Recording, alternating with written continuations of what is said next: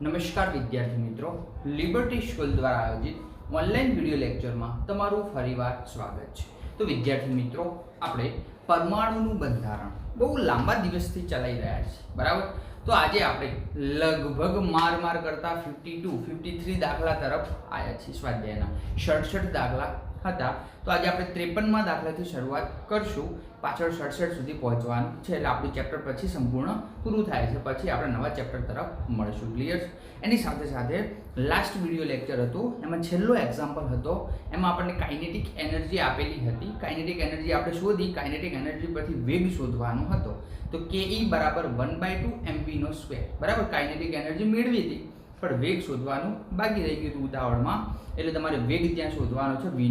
Kinetic energy છે 1/2 બરાબર છે, v² ને સૂત્રનો કરતા બનાવવાનો છે, પછી v બનાવો એટલે આ બાજુ વર્ગમૂળ થશે અને કાઇનેટિક એનર્જી તમને મળી જશે। ક્લિયર? થોડુંક ધ્યાન આપજો।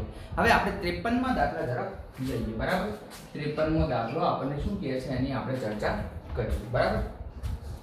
સિલ્વર ધાતુમાંથી મેં તમને ફરીવાર કીધું હતું કે વિડીયો જોવો છો ત્યારે ટેક્સ્ટબુક જોડે રાખવી જરૂરી છે, બરાબર। ટેક્સ્ટબુકમાં રકમ લખીને પછી તમે ચોપડામાં વાંચશો અથવા ચોપડામાં લખશો ત્યારે ક્લિયર થશે। તો કોઈ સાહિત્ય એવું રાખો જેની અંદર સ્વાધ્યાયના પ્રશ્નોની રકમ લખેલી છે, બરાબર। સિલ્વર ધાતુમાંથી ફોટો ઇલેક્ટ્રિક અસરના પ્રયોગમાં ફોટો ઇલેક્ટ્રોનનું ઉત્ક્ષેપન છૂટા પડવું એ કેટલા વોલ્ટેજ? 0.35 વોલ્ટેજ। કેટલા વોલ્ટેજ? 0.35 વોલ્ટેજ લાગુ પાડી રોકી શકાય છે જ્યારે તમારું વિકિરણ લેમ્ડા શું આપેલું છે? વિકિરણ 256.7 નેનોમીટર। કેટલું? 256.7। તથા તરંગ લંબાઈ આપેલી છે 256.7 નેનોમીટર, બરાબર। એટલે 256 ગુણ્યા 10⁻⁻, નેનોમીટર એટલે 9 નેનોમીટર, 256.7 ગુણ્યા 10⁻9 નેનોમીટર। તો સિલ્વર ધાતુનું કાર્ય વિધેય ઇલેક્ટ્રોવોલ્ટમાં ગણવાનું આપણને કીધું છે। ક્લિયર? એકદમ ઈઝી દાખલો છે, શું કરવાનું ધ્યાન આપજો। તો આપણને શું કીધું છે કે આપાત વિકિરણની ઉર્જા ગણો, બરાબર છે। તો આપાત વિકિરણની ઉર્જા બરાબર કાર્ય વિધેય પ્લસ ફોટો ઇલેક્ટ્રોનની ગતિ ઉર્જા। તો પહેલા હું E શોધી દઈશ, બરાબર। E ના મૂલ્ય ઉપરથી આપણને મળી જશે E બરાબર hc/λ। 99% બધા એક્ઝામ્પલમાં આપણે આ શોધ્યું છે, E બરાબર hc/λ, બરાબર।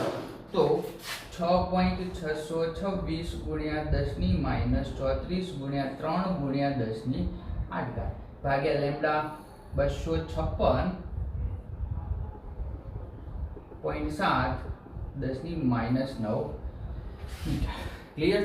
તો તમે આનું સાદુરૂપ આપો છો 6.626 ગુણ્યા 3 ભાગ્યા 256.7, તો એ મૂલ્ય તમને મળે છે 0.07703 0.07703 ગુણ્યા 10⁻17। કેમ? 9 ઉપર જશે એટલે પ્લસ, 8 9 17 17 34 માંથી આપણે બાદ કરીએ તો -17, બરાબર। આપણે આને આગળ ફેરવશું તો 7.74 કરશું અથવા 7.70, બરાબર। તો 1 ને 2 10 ની કેટલી ઘાત થશે? અહીંયા ઘાતમાં 10⁻17 કેટલી છે? 10⁻17, ત્યાં શું થઈ જશે? 10⁻19 જૂલ। શાના બરાબર મેળવ્યું તમે? E બરાબર છે, પણ આ તો મૂલ્ય જૂલમાં આપેલું છે, આપણે શામાં ફેરવવું છે? ઇલેક્ટ્રોવોલ્ટમાં। તો 1 ઇલેક્ટ્રોવોલ્ટ બરાબર કેટલા છે? ખ્યાલ છે? આપણે આગળ લખ્યું હતું 1 ઇલેક્ટ્રોવોલ્ટ બરાબર કેટલા જૂલ થાય? તો આ તો આપણે આગળ ચર્ચા કરી કે 1 ઇલેક્ટ્રોવોલ્ટ બરાબર 1.602 ગુણ્યા 10⁻19, 1.602 10⁻19। તો જૂલ વાળું મૂલ્ય છે અમારે ઇલેક્ટ્રોવોલ્ટમાં ફેરવવું છે, તો હું શું કરીશ? ભાગી દઈશ, બરાબર। તો E બરાબર 7.70 ગુણ્યા 10⁻19 ભાગ્યા 1.602 ગુણ્યા 10⁻19, -19 ઉપર જશે એટલે +19 +19 -19 0, તો 60.70 ભાગ્યા 1.602 એ તમે કરશો એટલે તમને મૂલ્ય મળે છે 4.83। પાછળ એકમ શું મૂકવાનો? ઇલેક્ટ્રોવોલ્ટ। કોઈ પણ તમે રકમમાં જો તમને ઇલેક્ટ્રોવોલ્ટમાં પૂછે છે, તમારે શું કરવાનું છે? એને 1.602 ગુણ્યા 10⁻19 વડે ભાગી દેવાની છે, બરાબર। આગળ ચર્ચા કરીએ કે આપણને શું કીધું કે ફોટો ઇલેક્ટ્રોનની ગતિ ઉર્જા, બરાબર છે, જે આપણને આપેલી છે, કેટલી આપેલી છે? 0.35 રકમમાં, ફોટો ઇલેક્ટ્રોનની ગતિ ઉર્જા 0.35 ઇલેક્ટ્રોવોલ્ટ આપેલ છે. તો આપણને શોધવાનું શું કીધું હતું? કાર્ય વિધેય. શું કીધું હતું? કાર્ય વિધેય. તમે રકમમાં કેટલું મેળવ્યું છે? 4.83 આપેલું છે. કેટલું? બરાબર, 4.83 માંથી 0.35 બાદ કરો ત્યારે તમને કેટલું મળે છે? 4.48 ઇલેક્ટ્રોવોલ્ટ. કેટલું મળે છે? 4.48 ઇલેક્ટ્રોવોલ્ટ. કદાચ મનમાં એવો ક્વેશ્ચન થાય કે આને ઇલેક્ટ્રોવોલ્ટમાં ફેરવવાનો મતલબ શું? તમને જે મૂલ્ય આપેલું તે કયા મૂલ્ય હતું? ઇલેક્ટ્રોવોલ્ટમાં હતું. એટલે આપણે આને ઇલેક્ટ્રોવોલ્ટમાં ફેરવવું જરૂરી છે. ક્લિયર? ચલો આપણે હવે જઈએ 54માં ક્વેશ્ચન તરફ. ક્લિયર છે? તો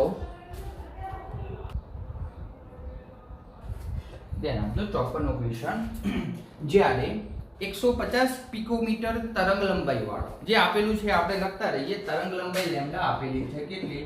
150 પિકોમીટર. બરાબર છે? 150 પિકોમીટર તરંગ લંબાઈ વાળો ફોટોન પરમાણુને અથડાય છે. તો એક ફોટોન છે એ વારંવાર પરમાણુને અથડાયા કરે છે. એની તરંગ લંબાઈ આપણને આપેલી છે 150 પિકોમીટર. બરાબર? તે આંતરબંધિત ઇલેક્ટ્રોનમાંથી એક ઇલેક્ટ્રોનનું ઉત્ક્ષેપણ થાય છે, જેનો વેગ આપેલો છે v. વેગ v આપેલો છે કેટલો?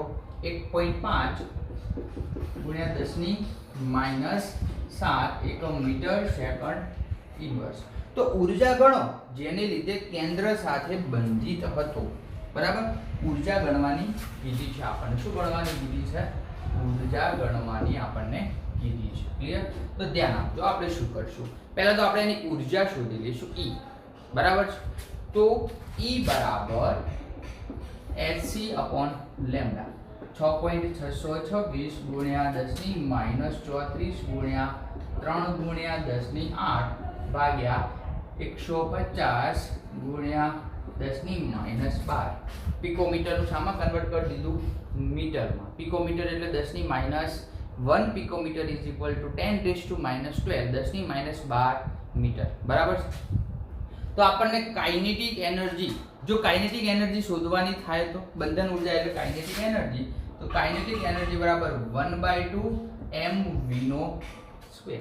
બરાબર? આ કાઇનેટિક એનર્જી ગતિ ઉર્જા શોધવી છે તો 1/2 ઇલેક્ટ્રોનનો દળ કેટલું છે? આપણે આગળ ચર્ચા કરી હતી એમ કે 9.1 × 10⁻31 ગુણ્યા v². વેગ કેટલો આપેલો છે? 1.5 ગુણ્યા 10⁻7 નો શું કરશું આપણે? સ્ક્વેર. તો 1/2 into 9.1 into 10⁻31 into 1.5 into 10⁻7 નો સ્ક્વેર. બરાબર છે? તો અહીંયા આપણે પહેલા આનું સાદુરૂપ આપવાનું રહી ગયું છે. તો શું કરશું? 6.626 ગુણ્યા 3 ભાગ્યા 150. તો એ જવાબ તમને મળે છે 0.1325. કેટલું મળે છે? 0.1325 ગુણ્યા 10 શું ઘાતમાં કરશું? -34 + 8 અને 12 ઉપર લઈ જવાના છે એટલે ટોટલ 20 થાય છે. તો અહીંયા શું થશે? -14. પણ આપણે વૈજ્ઞાનિક સાંકેતિક પદ્ધતિ અનુસાર હું 2 પોઈન્ટમાં કન્વર્ટ કરું છું, કારણ કે હમણાં પાછળ આપણે ક્લિયર કરવાનું છે એટલે. તો આપણે 16 ઘાત કરવા શું કરશું? 13.25 ગુણ્યા 10⁻16. કેટલી થાય છે? -16 ઘાત. બરાબર? ઓકે. હવે આપણે કાઇનેટિક એનર્જી શોધતા હતા. બરાબર છે? 1/2 આ દળ તમે જાણો છો, વેગ તમને આપેલો છે. તો શું કરશું? આનું સાદુરૂપ આપશો ત્યારે તમને કાઇનેટિક એનર્જી કેટલી મળે છે? તો 0.5 એ 1/2 એટલે 0.5, 9.1 અને 1.5 into 1.5 એટલે એનું શું કરવાનું છે? આપણે સ્ક્વેર કરવાનું છે. તો એ મૂલ્ય તમને કેટલું મળે છે? તો 0.125. કેટલું મળે છે? સોરી, તમે પહેલા શું કરો? 0.5 કેલ્ક્યુલેટરમાં કરો, પછી 9.1 કરો, પછી 1.5 કરો, પછી 1.5 કરો. ક્લિયર? કરો તો કેટલું મળે છે?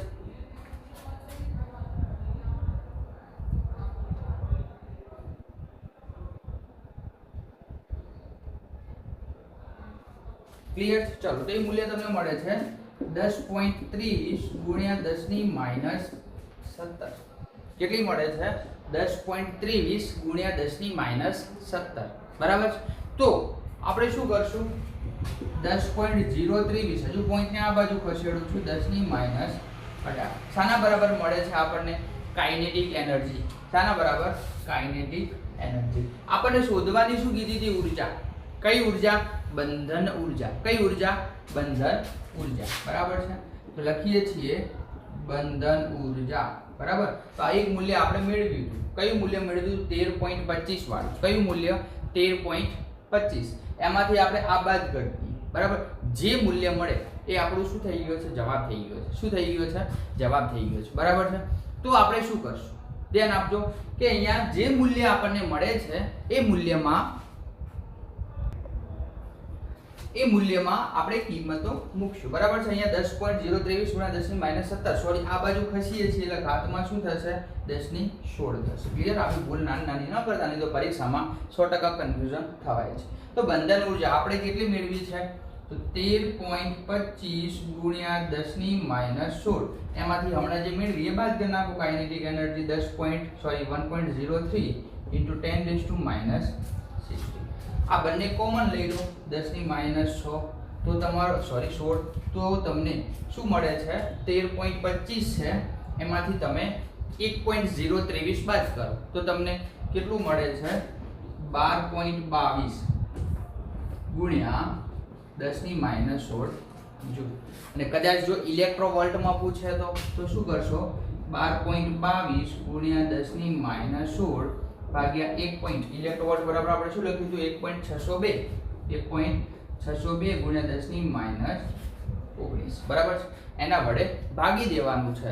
તો મૂલ્ય તમને મળે છે 7.63 × 10⁻3 એકમ ઇલેક્ટ્રોવોલ્ટ. બરાબર છે. ચલો ફટાફટ આ બે દાખલા લખી લો, પછી આપણે આગલા દાખલા તરફ જઈએ.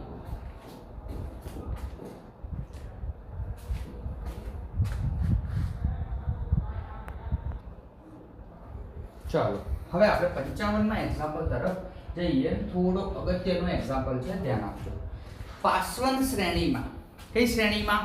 પાસવન શ્રેણીમાં ઉત્સર્જન સંક્રાંતિ n બરાબર 3 કક્ષાએ શું થાય છે? અંત પામે છે.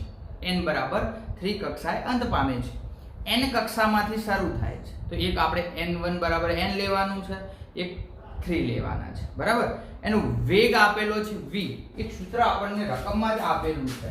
શું આપેલું છે? v બરાબર 3.29 ગુણ્યા 10⁻15 હર્ટ્ઝ કૌંસમાં આપેલું છે 1/3² - 1/n². બરાબર. આવું આપેલું છે ને આપણને શું કીધું? 1285 નેનોમીટર પર અવલોકિત થાય છે. તો વર્ણપટનો વિસ્તાર શોધો. શું શોધો? વર્ણપટનો વિસ્તાર. એટલે n નું મૂલ્ય શોધવાનું આપણને કીધું છે ને, કયા વિસ્તારમાં છે એની ચર્ચા આપણે કરવાની છે. પણ તરંગ લંબાઈ આપણને આપેલી છે લેમ્ડા. કેટલી આપેલી છે? 1285. બરાબર. 1285 એકમ કયો છે? જોઈ લો તો 1285 નેનોમીટર. કયો છે? નેનોમીટર. એનો મતલબ શું થશે? 1285 ગુણ્યા 10⁻9 મીટર. બરાબર. આ સૂત્રની અંદર માત્ર ને માત્ર આપણે n શોધવાનો છે. એકદમ ઈઝી દાખલો છે. તો અહીંયા આપણે v આવૃત્તિ આપેલી છે, પણ v બરાબર શું કરશું આપણે? c/λ. શું કરશું? v બરાબર c/λ.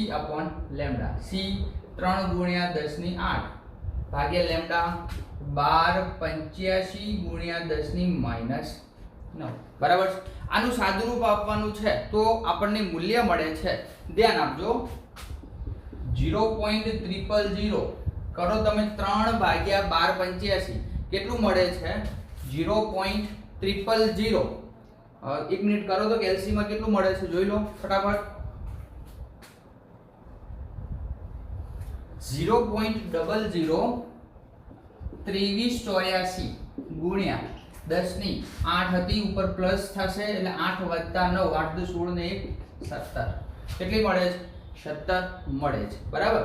તો આપણે આવું સૂત્રની અંદર આ આવૃત્તિનું જે સૂત્ર મૂલ્ય મળ્યું એ મૂકું છું તો શું મળે છે? સૂત્ર ધ્યાન આપજો 0.002384 બરાબર આવૃત્તિ બરાબર આ મૂકી દીધું. આ સેમ એન્યુએ રાખીએ 3.29 ગુણ્યા 10⁻15 1/3² - 1/n².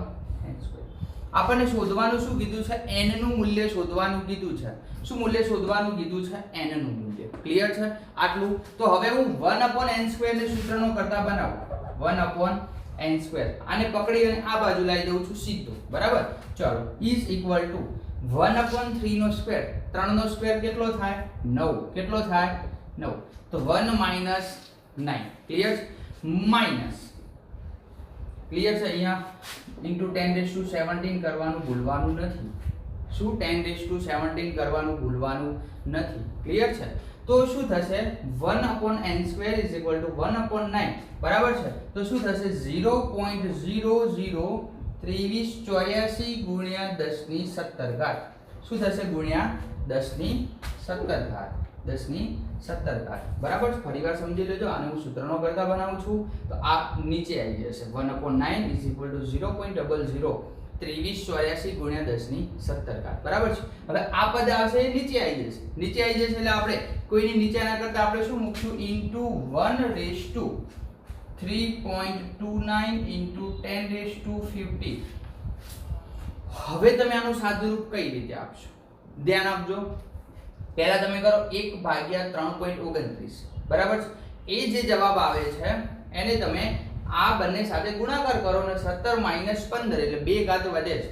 17 - 15 ક્લિયર છે. એટલે ઘાત કેટલી મળે છે 2 ઘાત. તો એ તમને પહેલા આનો તમે સાદુરૂપ આપો છો બરાબર છે ત્યારે તમને ટોટલ મૂલ્ય કેટલું મળે છે તો 0.00 આવું કંઈક મૂલ્ય તમને મળે છે 1/n² બરાબર 1/9 બરાબર છે. 1/9 નું મૂલ્ય કેટલું મળે છે કરો તો કેલ્સીમાં તો એ કંઈક મળે છે 0.111 કેટલું મળે છે 0.111 બરાબર છે. અને માઈનસ 0.071 કેટલું મળે છે 0.071 ક્લિયર છે. તો આનું શું કર્યું આપણે 1/9 કર્યું અને આ બંનેનો ગુણાકાર કર્યો. પછી આ ઘાતનો ગુણાકાર કરો અને ઘાતની અંદર 10⁻2 ઘાત આવે કારણ કે કેમ 10⁻17 છે 10⁻15 ઉપર જાય એટલે -15 17 - 15 એટલે 10⁻2 ઘાત આપણે પોઈન્ટ કાપી લઈશું. એ જવાબ આપણને ફાઇનલી આટલો મળે છે બરાબર છે. તો હવે શું કરશું આપણે એની અંદરથી બાદ કરશું તો એ મૂલ્ય આપણને કેટલું મળે છે 0.04 1/n² બરાબર 0.04 કેટલું મળે છે 0.04 બરાબર છે.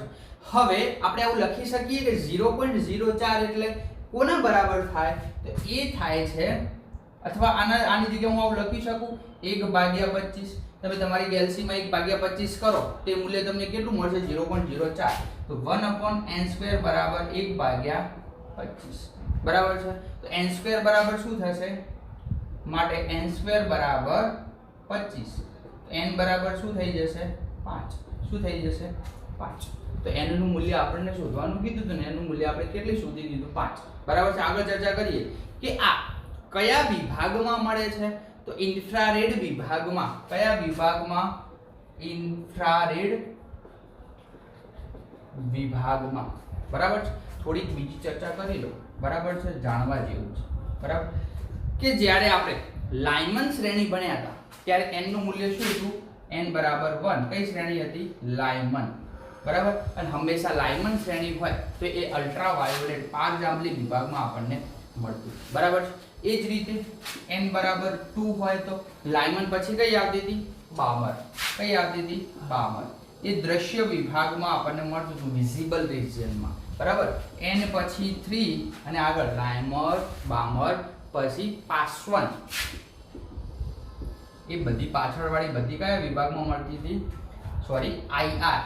કયા વિભાગમાં IR એનું ગુજરાતી શું થશે ઇન્ફ્રારેડ વિભાગમાં. કયા વિભાગમાં ઇન્ફ્રારેડ વિભાગમાં મળે છે. ક્લિયર. એકદમ ઈઝી દાખલો હતો વારંવાર પરીક્ષામાં પૂછાતો દાખલો છે. ચલો 56મો દાખલો એકદમ ઈઝી છે. ઉત્સર્જન સંક્રમણ તરંગ લંબાઈ ગણો. શું ગણવાનું કીધું છે ઉત્સર્જન સંક્રમણ તરંગ લંબાઈ ગણો.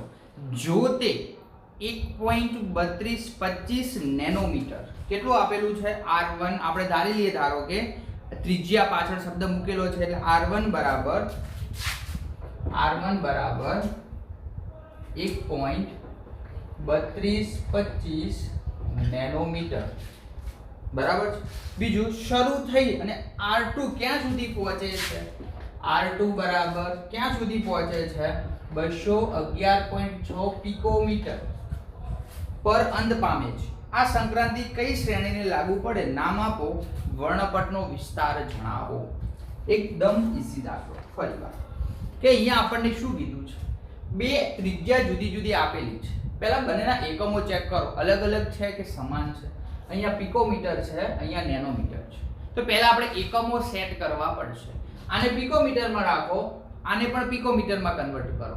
કાં તો તમે એ કરો, આને નેનોમીટરમાં રાખો તો આને નેનોમીટરમાં કન્વર્ટ કરો. તો આ પિકોમીટરમાં હું મૂલ્ય રાખું, આને નેનોમીટરનું પિકોમીટરમાં કરું તો 1.3225 ગુણ્યા 10⁻9 મીટર. હવે 10⁻9 તો થઈ, પણ આપણને ખબર છે કે આપણે કેટલી ઘાત કરવી છે? 9 માંથી આગળ જઈ અને પિકોમીટરમાં કન્વર્ટ કરવા માટે 10⁻12. કેટલી? 10⁻12. બરાબર છે. તો આપણે શું કરશું કે કેટલા સ્ટેપ ખસવું પડશે? 1 એટલે 10, 11 અને 12. બરાબર છે. તો શું થશે? 1322.5 ગુણ્યા 10⁻12. કેટલા સ્ટેપ ખસ્યો હું? 9 પછી 10, 11 અને 12 એટલે આટલે પોઈન્ટ આવે છે. બરાબર. તો આ બરાબર શું લખી શકાય? 1322.5 ગુણ્યા 10⁻12 એટલે 1322.5 પિકોમીટર. બરાબર છે. તો અહીંયા R1 ને R2 ના મૂલ્ય આપણે મેળવી લીધા. તો આવું લખી શકાય કે R1/R2 કરું. R1/R2. R1 નું મૂલ્ય કેટલું છે? તો કે 1322.5 પિકોમીટર. પાછળનું 10⁻12 નથી લખતો, એના સ્થાને ડાયરેક્ટ શું લખી નાખું? PM ભાગ્યા 211.6 PM. PM નો મતલબ પિકોમીટર. બરાબર છે. ઇઝ ઇક્વલ ટુ શું થશે? તો કે n1² ભાગ્યા n2². બરાબર છે. તો ચલો n1² ભાગ્યા n2² બરાબર, આને તમે સાદું રૂપ આપો 1322.5 બરાબર છે ભાગ્યા 211.6. તો એ મૂલ્ય તમને કેટલું મળશે? 6.25. કેટલું મળે છે? 6.25. હવે તમારે આનો વર્ગ દૂર કરવો છે. સામેવાળાનું શું થશે? n1/n2 બરાબર વર્ગમૂળમાં 6.25 આવશે. વર્ગ દૂર કરતા શું થાય? વર્ગમૂળ આવે છે. બરાબર છે. તો તમે એનું વર્ગમૂળ લેશો તો તમને આવું કંઈક મળે છે. n1/n2 વર્ગમૂળ દબાઈને 6.25 કરો તો કેટલું મૂલ્ય મળે છે? 2.5. કેટલું મૂલ્ય મળે છે? 2.5. હવે 2.5 ને આપણે આ રીતે લખી શકીએ n1/n2 બરાબર 5/2 એટલે અઢી. 5/2. બરાબર છે. તો આપણને મૂલ્ય અહીંયા મળી ગયા કે n1 અને n2 બરાબર છે. n1 બરાબર શું હશે? 5 હશે. n2 બરાબર શું હશે? 2 હશે. બરાબર છે. તો આપણને કીધું છે કે કઈ શ્રેણી હશે. બરાબર છે. તો કઈ શ્રેણી હશે? n નું મૂલ્ય 2 આવે છે. તો આપણે કઈ શ્રેણી લેવાની છે? બામર શ્રેણી. કઈ શ્રેણી લેવાની છે? બામર શ્રેણી હશે. બામર શ્રેણી હશે. સિમ્પલ એક્ઝામ્પલ હતું. બરાબર છે. આ રીતે આને ગણી શકીએ છીએ એકદમ સાદા સ્વરૂપમાં. આને તમે ટ્વિસ્ટ કરવા જાવ તો ઘણું બધું અલગ રીતે પૂછી શકાય છે, પણ આપણે એકદમ શોર્ટ ટ્રીકથી આ રીતે ગણી શકીએ છીએ. ક્લિયર? ફટાફટ 2 લખી નાખો, પછી હું 57 થી આગળ કન્ટિન્યુ કરું.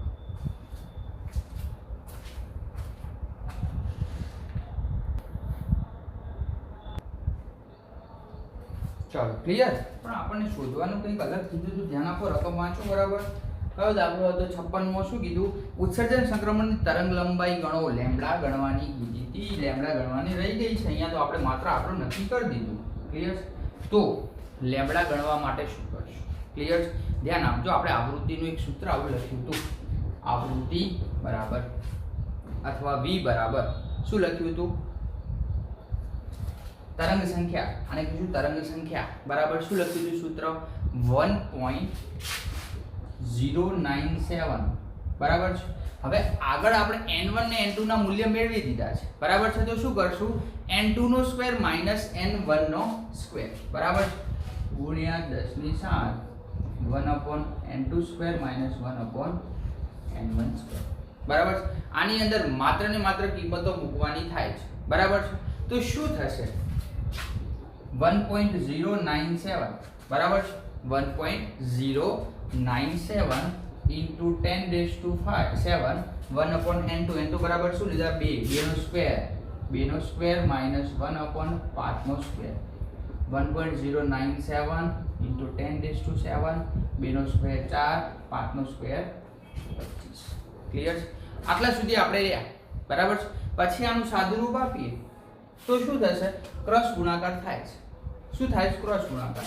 તો આગળ હજુ એક સ્ટેપ લખું, 1.097 ઇન્ટુ 10⁷ બરાબર શું થશે? નીચે 25 ગુણ્યા 4 ઉપર 25 માઇનસ 4, 1.097 ઇન્ટુ 10⁷, 25 માઇનસ 4 21 ને 25 ચોક 100. તો અહીંયા શું આવશે? ભાગ્યા 100. 21 ભાગ્યા 100 શાના બરાબર? તરંગ સંખ્યા બરાબર. પણ આપણને તરંગ સંખ્યા નથી શોધવાની કીધી, આપણને શું શોધવાનું કીધું છે? લેમ્ડા. તો તરંગ સંખ્યાનું એક સૂત્ર હતું, લેમ્ડા બરાબર 1/v બાર અથવા v બાર બરાબર 1/લેમ્ડા. તરંગ લંબાઈના વ્યસ્તને, તરંગ લંબાઈના વ્યસ્તને. તો અહીંયા શું કરું કે લેમ્ડા ઇઝ ઇક્વલ ટુ 1/ તરંગ સંખ્યા. તરંગ સંખ્યાને 1 ની નીચે મૂકું છું તો શું થશે? આવું કંઈક મળશે આપણને, 100 ભાગ્યા 1.097 ઇન્ટુ 10⁷ ઇન્ટુ 21. બરાબર છે. જો તમે આનું સાદુરૂપ આપશો તો તમને મૂલ્ય મળશે 434 10⁻⁹ 434 નેનોમીટર. કેટલું મળશે? 434 નેનોમીટર. ક્લિયર છે? ચલો આ રીતે આપણે લખી શકીએ છીએ. તો ફટાફટ દાખલો ગણી નાખો, પછી હું આગળના દાખલા તરફ જઉં.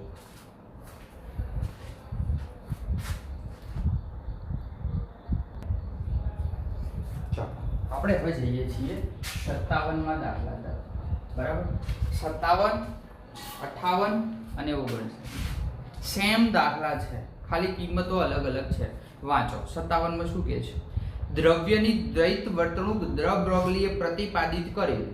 તો આપણે આખો બંધ કરી પહેલા દ બ્રોગલીનું સમીકરણ લખી લેવાનું, કારણ કે આપણે દ બ્રોગલીની કઈ ચર્ચા કરવાની થાય. લેમ્ડા બરાબર h/mv. ચલો હવે વાંચો.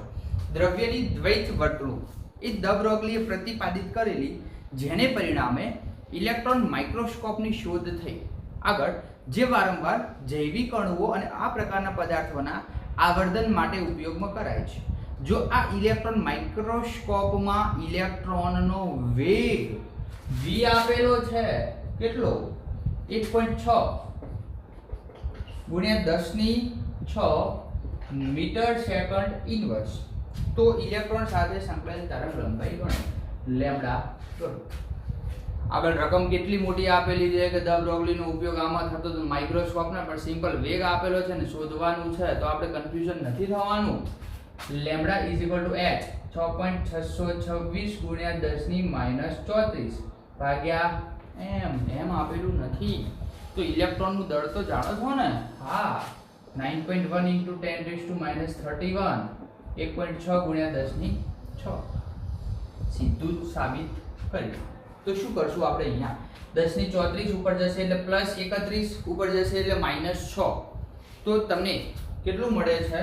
0.455 ગુણ્યા 10⁻6. સોરી 31 એટલે 4 વચ્ચે 4 ને 6 9 થઈ જશે. બરાબર છે? ક્લિયર? હવે આપણે આને નેનોમીટરમાં ફેરવવી હોય તો, અથવા નેનોમીટર કરતા તમે આ નેનોમીટર છે તો 4.55 ગુણ્યા 10⁻10 આવું લખી શકો. 4.55 એંગસ્ટ્રોમ. શું લખી શકો? એંગસ્ટ્રોમ. બરાબર છે? એટલે જો પિકોમીટરમાં કેવી હોય, હજુ બે સ્ટેપ ખસો, 9 ની 10 અને 11 એટલે 455 પિકોમીટર. ગમે તે એકમમાં પૂછે છે તો વાત ક્લિયર કરવાની છે. ચલો એવો ને એવો આપણને 58મો દાખલો આપેલો છે. જુઓ. ઇલેક્ટ્રોન વિવર્તનની જેમ ન્યુટ્રોન વિવર્તન માઇક્રોસ્કોપ અણુની રચના કરવા માટે વપરાય છે. અહીંયા ઉપયોગમાં લેવાયેલ તરંગ લંબાઈ આપેલી છે. કેટલી આપેલી છે? Lambda is equal two 800 picometre. 800 picometre બરાબર 800 ગુણ્યા 10⁻12 મીટર. તો ન્યુટ્રોન સાથે સંકળાયેલ વેગ ગણો. શું ગણો? વેગ. ફરીવાર દ બ્રોગલી નામના વૈજ્ઞાનિકને યાદ કરો. લેમ્ડા બરાબર h/m ઇન્ટુ v. આને સૂત્રને થોડું આપણે બદલવું પડશે, કારણ કે શોધવાનો વેગ દીધો, તરંગ લંબાઈ આપેલી છે, તો v બરાબર h/m ઇન્ટુ લેમ્ડા. h નું મૂલ્ય કેટલું? 6.626 ગુણ્યા 10⁻34 ભાગ્યા m.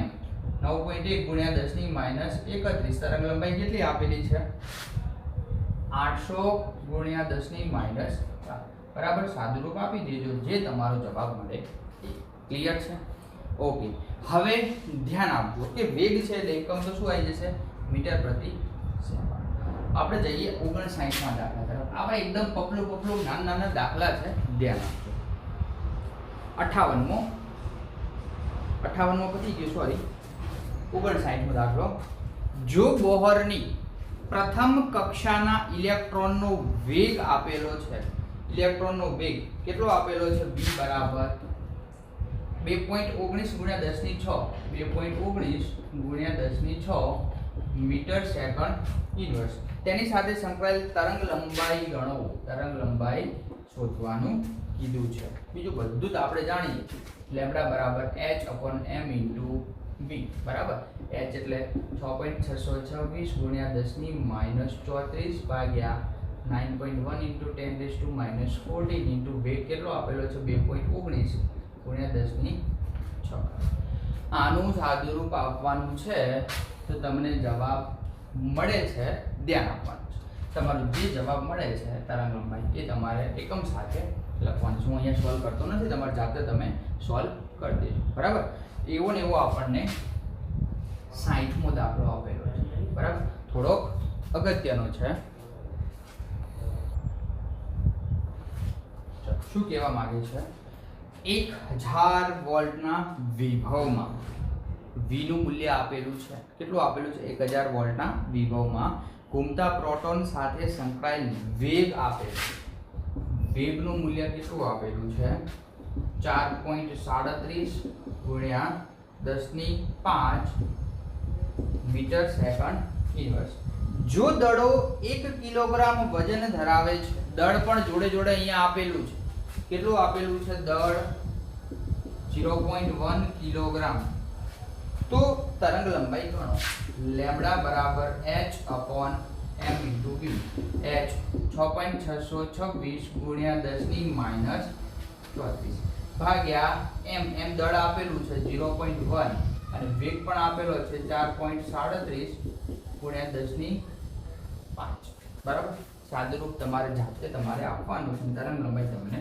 મળી જશે સિમ્પલ તમે વિચાર કરો એક સૂત્ર ઉપર 1 2 3 અને 4 દાખલા આપણે ગણ્યા આવા જ દાખલા પરીક્ષામાં પૂછાતા હોય છે ધ્યાન આપજો 61મો દાખલો શું કીધું છે જો ઇલેક્ટ્રોનનું સ્થાન તો યાદ કરો કે આ તો આવ્યો કંઈક હાઇઝનબર્ગનો અનિશ્ચિતતાનો સિદ્ધાંત શું કીધું હતું હાઇઝનબર્ગનો અનિશ્ચિતતાનો સિદ્ધાંતમાં આપણે શું કીધું હતું કે કોઈ પણ અથવા delta x into delta p greater than equal to આવું કંઈક સૂત્ર આપણે વાપર્યું હતું બરાબર છે તો આની અંદર કિંમત મૂકવાની છે delta h into delta p greater than equal to h/4π બરાબર શું આપેલું ચલો લખતા રહીએ ઇલેક્ટ્રોનનું ઇલેક્ટ્રોનના સ્થાનને આપણે ત્યારે શું દર્શાવતા હતા ડેલ્ટા x વડે કેટલું આપેલું છે 0.002 પાછળ નેનોમીટર આગળ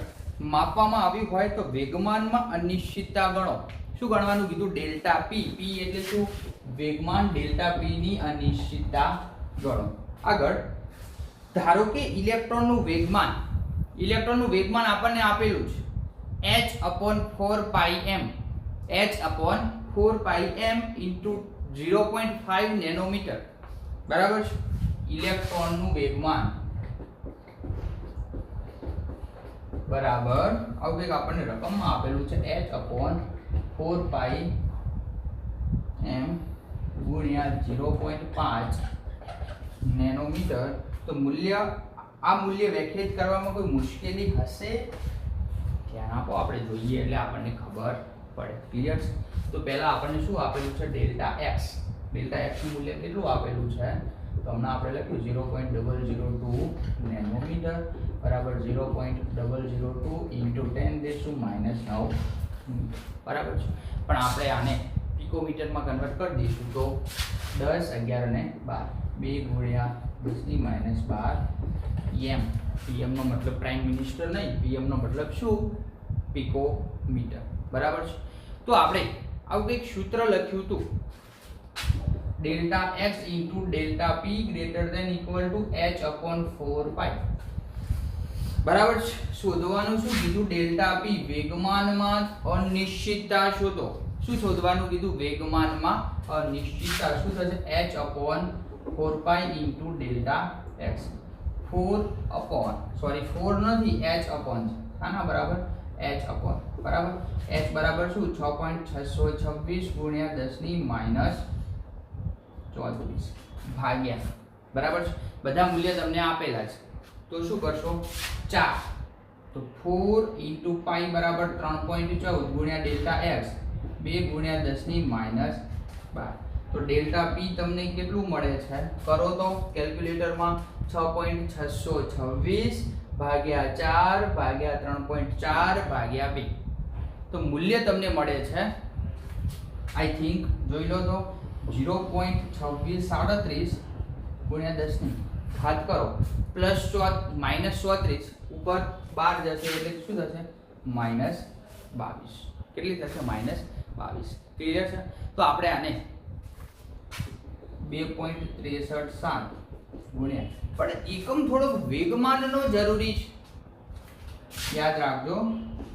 કિલોગ્રામ સેકન્ડ ઇન્વર્સ. કયો એકમ છે? કિલોગ્રામ સેકન્ડ ઇન્વર્સ ની જગ્યાએ આપણે મીટર ઇન્વર્સ કરશું. કિલોગ્રામ મીટર સેકન્ડ ઇન્વર્સ, બરાબર. તો આ તો આપણે ડેલ્ટા p તો મેળવી દીધું, પણ ઇલેક્ટ્રોનનું વેગમાન પણ ગણવાનું આપણને જોડે જોડે કીધું. શું ગણવાનું કીધું હતું? ઇલેક્ટ્રોનનું વેગમાન, બરાબર છે. તો કઈ રીતે શોધશું? તો ધ્યાન આપજો, આની અંદર માત્ર કિંમતો મૂકવાની કીધી. ઇલેક્ટ્રોનનું વેગમાન બરાબર h એટલે 6.626 ગુણ્યા 10 ની માઈનસ 34 ભાગ્યા 4 ગુણ્યા 3.14 ગુણ્યા 0.5 એટલે 0.5 ગુણ્યા 10 ની માઈનસ 9, કારણ કે નેનોમીટરનું હું શામાં કન્વર્ટ કરી દઉં છું, બરાબર. તમને જે જવાબ મળે એ જવાબ તમારે લખવાનો છે. ક્લિયર? લખી લો.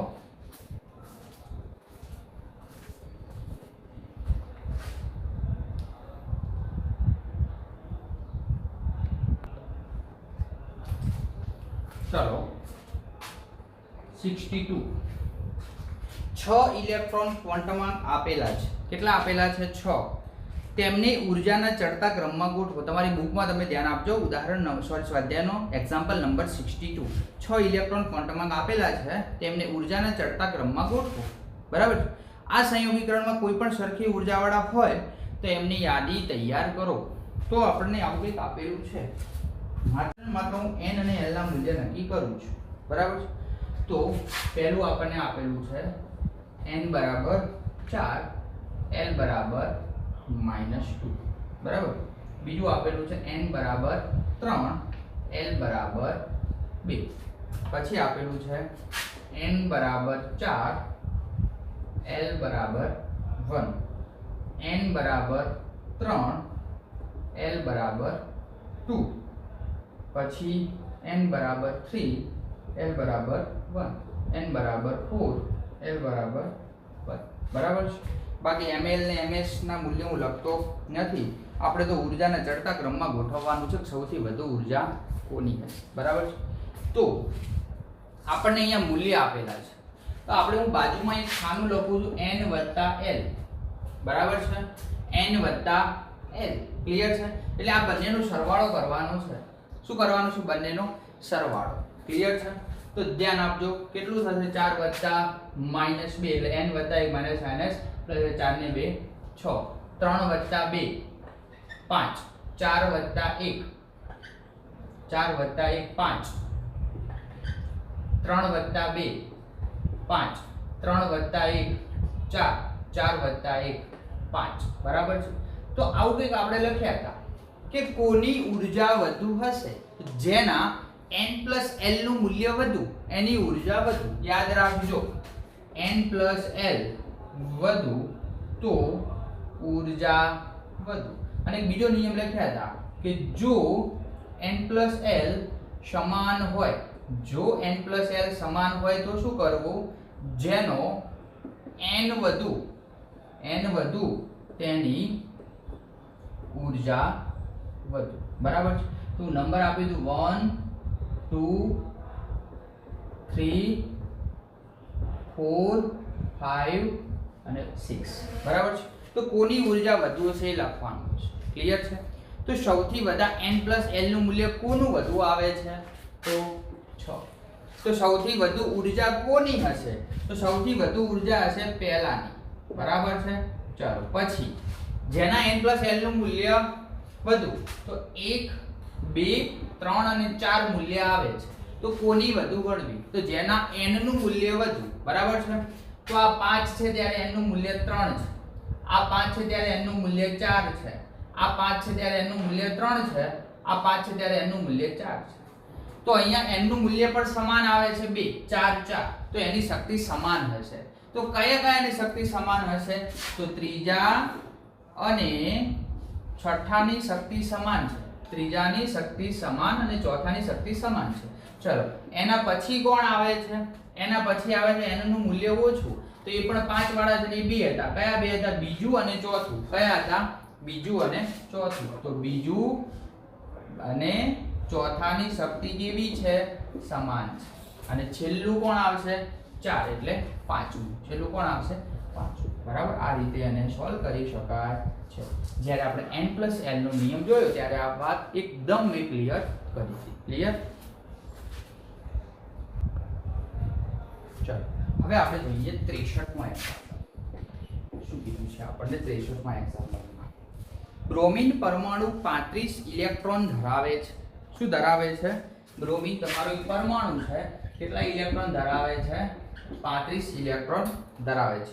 તે 2p કક્ષકમાં 6 ઇલેક્ટ્રોન કઈ કક્ષકમાં જો 2p કક્ષક હોય તો એમાં કેટલા electron 6 electron 3p કક્ષકમાં 6 electron 3p કક્ષકમાં પણ કેટલા ધરાવે છે 6 ઇલેક્ટ્રોન 4p કક્ષકમાં 5 ઇલેક્ટ્રોન 4p કક્ષક હોય તો એની અંદર 5 ઇલેક્ટ્રોન ધરાવે છે।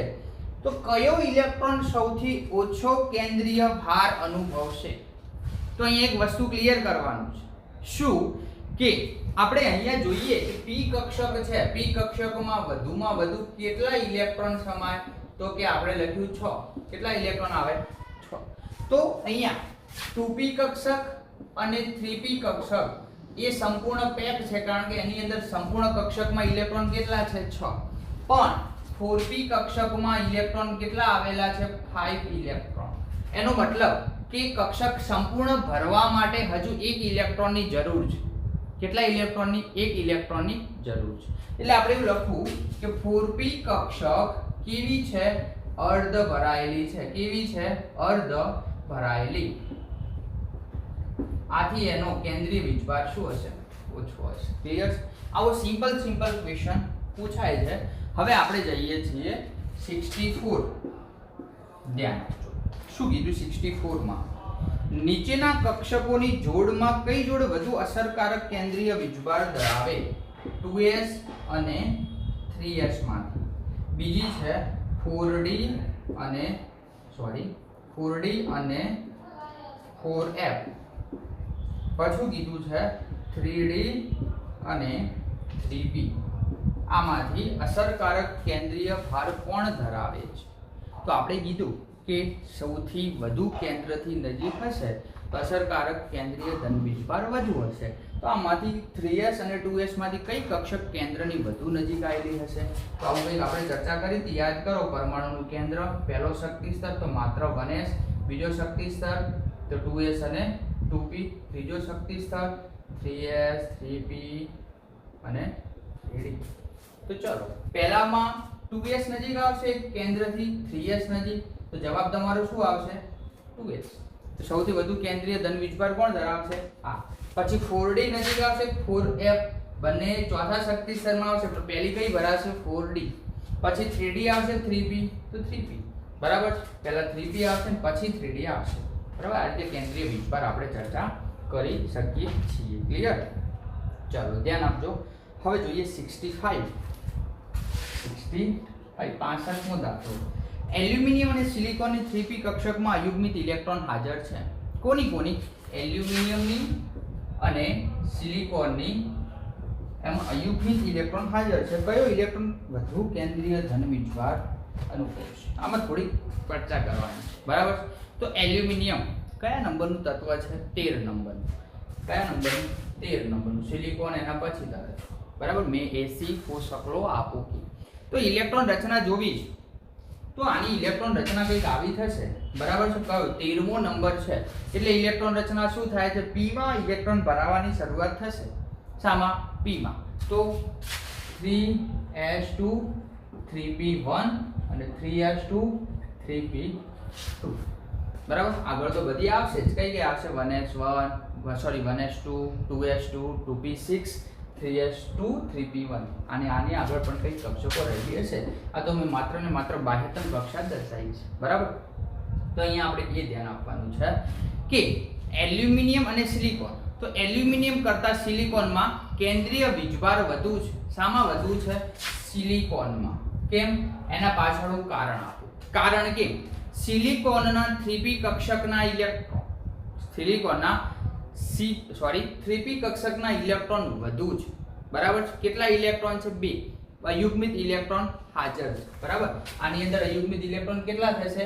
2 અને આની અંદર અયુગ્મિત ઇલેક્ટ્રોનની સંખ્યા કેટલી થશે? 1.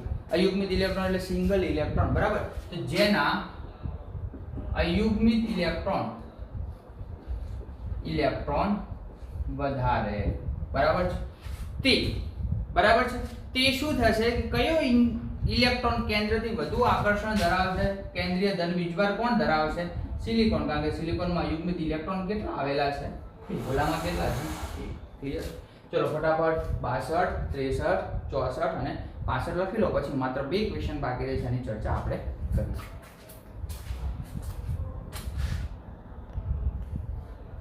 ચલો હવે આપણે જઈએ છીએ એક્ઝામ્પલ નંબર 66. શું કીધું? અયુગ્મિત ઇલેક્ટ્રોનની સંખ્યા ગણો. એક છે phosphorus, silicon, chromium, Fe, krypton. બરાબર છે. ધ્યાન આપજો. આની આપણે ચર્ચા કરીએ. અયુગ્મિત ઇલેક્ટ્રોનની સંખ્યા ગણવાની કીધી છે. અયુગ્મિત ઇલેક્ટ્રોન એટલે સિંગલ ઇલેક્ટ્રોન. બરાબર. બધાની બાહ્યતમ કક્ષામાં કેટલા ઇલેક્ટ્રોન આવે છે હું લખું છું. બરાબર છે. દાખલા તરીકે ફોસ્ફરસ. તો ફોસ્ફરસની ઇલેક્ટ્રોન રચના શું થાય? નિયોન. શું થાય? નિયોન. પછી શું આવશે? 3s2 3p3. શું આવશે? 3s2 3p3. બરાબર. તો p કક્ષક આપણે દોરવી હોય તો p કક્ષક આ રીતે દોરી શકાય. બરાબર. 3. ટોટલ ઇલેક્ટ્રોન કેટલા ભરેલા છે પાછળ? 1 2 અને 3. આ 3 ઇલેક્ટ્રોન કેવા છે? અયુગ્મિત છે એટલે એકલા છે, પેર વાળા નથી. તો આની અંદર ટોટલ સંખ્યા કેટલી થશે? અયુગ્મિત ઇલેક્ટ્રોનની સંખ્યા 3. બરાબર. એ જ રીતે સિલિકોન. તો ઇલેક્ટ્રોન રચના શું થશે? Neon 3s2 3p4. s તો સંપૂર્ણ ભરાયેલી છે પણ p માં કેટલા છે? 4. બરાબર. ચલો 1 2 3 4. તો આ તો પેર વાળો બની ગયો. વધ્યા કેટલા? 2. તો ઇલેક્ટ્રોન અયુગ્મિત ઇલેક્ટ્રોનની સંખ્યા કેટલી આવશે? 2. ચલો ક્રોમિયમ અપવાદ છે 24 નંબર. તો શું આવશે? Argon 4s1 3d5. 4s1 3d5. Electron રચના શું થાય? આ 4s પણ બતાવવી પડે અને 3d પણ બતાવવી પડે. 1 2 3 4 અને 5. ચલો s માં 1 ઇલેક્ટ્રોન, d માં 5 1 2 3 4 5. બધા કેવા છે? વાંડા લગન કર્યા વગરના. એટલે બધા કેવા છે? અયુગ્મિત. એવું યાદ નથી રાખવાનું પણ બધા ઇલેક્ટ્રોન એકલા છે, અયુગ્મિત છે. તો ટોટલ ગણો 1 2 3 4 5 અને 6. કેટલા ઇલેક્ટ્રોન આવે? અયુગ્મિત ઇલેક્ટ્રોન 6. બરાબર છે. ચલો Fe આયન કયો number? 26 number. Argon 4s2 3d6. d માં 6 ભરવાના છે. d માં 6 ભરીએ 4s તો સંપૂર્ણ પેક છે તો ધ્યાન આપજો. 2 3 5 અને 6. d માં 6 એટલે પહેલા બધા સમાંતર સ્પિન થી કેટલા ભરવાના? 5. ભરવાના કેટલા છે? 6. તો એક વિરુદ્ધ સ્પિન વાળો મૂકી દો. તો કેટલા વધ્યા? 1 2 3 અને 4. કેટલા ઇલેક્ટ્રોન? 4. બરાબર છે. એ જ રીતે ક્રિપ્ટોન. ક્રિપ્ટોન શું છે? તો helium, neon, argon, krypton, xenon નિષ્ક્રિય વાયુ છે. શું છે? નિષ્ક્રિય વાયુ.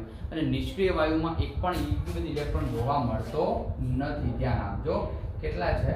0. જોવા મળતો નથી. ક્લિયર? તો તો આ રીતે લખી શકાય છે. હવે આપણે જોઈએ 67. બરાબર, ધ્યાન આપજો. n બરાબર 4 સાથે કેટલી પેટાકોષ સંકળાયેલી છે? બરાબર, n બરાબર 4 સાથે કેટલી પેટાકોષ સંકળાયેલી છે? ક્લિયર છે? એની સાથે સાથે બીજો ક્વેશ્ચન આપણને પૂછવો છે.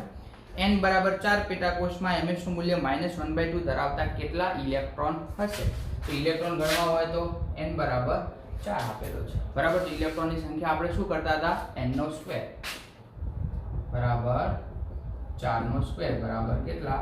16 ઇલેક્ટ્રોન આવેલા હશે. બીજું આપણને શું કીધું છે? n બરાબર 4 તો કેટલી પેટાકોષ સંકળાયેલી છે? n બરાબર 4 હોય તો 0 1 2 અને 3 4 મૂલ્ય મળે તો s p d અને f 4 પેટાકોષ સંકળાયેલી હશે. ક્લિયર? તો આની સાથે સાથે આપણે સંપૂર્ણ એક્ઝામ્પલ ગણી લીધા છે. એક પણ એક્ઝામ્પલ વચ્ચે છોડ્યો નથી. શાંતિથી બહુ મસ્ત તૈયારી કરજો. હવે આપણે ટૂંક સમયમાં એક નાનકડા ટેસ્ટનું આયોજન કરીશું. Clear? Thank you very much. ખૂબ ખૂબ આભાર.